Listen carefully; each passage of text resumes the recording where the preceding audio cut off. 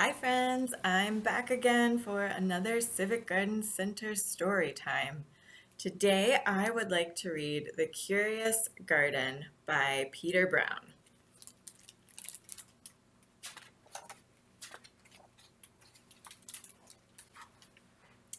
There once was a city without gardens or trees or greenery of any kind. Most people spent their time indoors. As you can imagine, it was a very dreary place.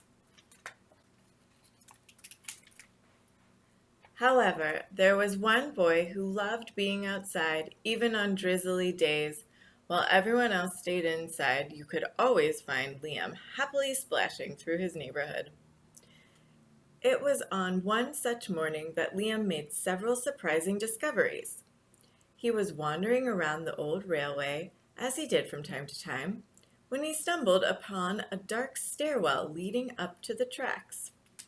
The railway had stopped working ages ago, and since Liam had always wanted to explore the tracks, there was only one thing for the curious boy to do. Liam ran up the stairs, pushed open the door, and stepped out onto the railway. The first thing he saw was a lonely patch of color. Wildflowers and plants were the last things he had expected to find up there. But when he took a closer look, it became clear that the plants were dying. They needed a gardener.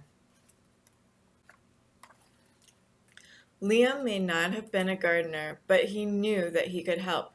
So he returned to the railway the very next day and got to work. The flowers nearly drowned, and he had a few pruning problems, but the plants patiently waited while Liam found better ways of gardening. As the weeks rolled by, Liam began to feel like a real gardener, and the plants began to feel like a real garden. Most gardens stay in one place, but this was no ordinary garden. With miles of open railway ahead of it, the garden was growing restless. It wanted to explore. The tough little weeds and mosses were the first to move.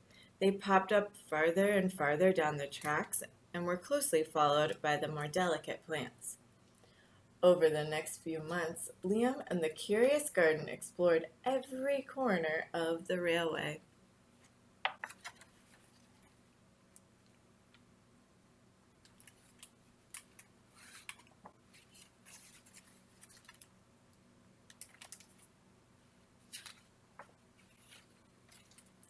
After spending his spring and summer and autumn with the garden, Liam's time on the railway was finally interrupted by winter. Heavy blankets of snow fell on the city that season, and for the first time since he'd been a gardener, Liam could not visit the plants. Rather than waste his winter worrying about the garden, Liam spent it preparing for spring. After 3 cold months, the snow finally began to melt, and Liam rolled his new gardening gear over to the railway. Winter had taken a toll on the garden, but thanks to Liam's planning, his handy new tools, and a little help from the sun, the plants soon awoke from their winter sleep. The garden had always wanted to explore the rest of the city, and that spring it was finally ready to make its move. Once again, the tough little weeds and mosses set out first. They popped up farther and farther from the railway and were closely followed by the more delicate plants.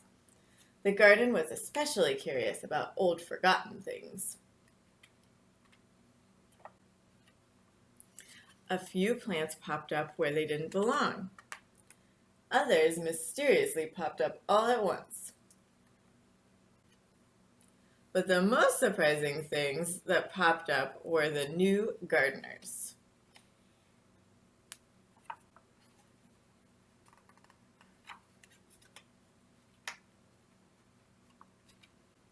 Many years later, the entire city had blossomed, but of all the new gardens, Liam's favorite was where it all began.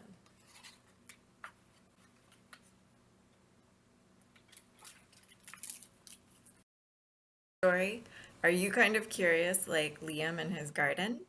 If you are and want to get outside and do some exploring, I have a simple activity that might help you gain a new perspective of the area around where you live. This is called a garden camera, and you are going to take a piece of cardboard that's about 4 inches by 4 inches and ask an adult to help cut out this hole in the middle. It should be about as big as one of your eyes. So from there, when you're ready with your camera, this is an activity that 2 people can do together, or you can do this by yourself. So if you have a sibling or someone you live with who wants to do this with you, one of you can first take a turn being the camera and the other can be the photographer.